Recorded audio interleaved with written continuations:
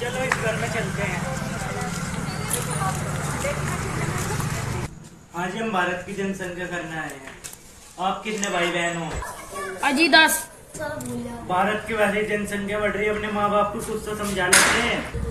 अजी मैं खुद 10वें नंबर का। चलो अपने माँ बाप को तो बुला के लियो।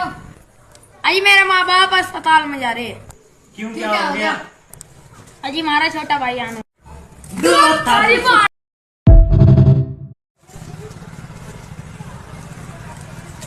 चलो इस घर में चलते हैं।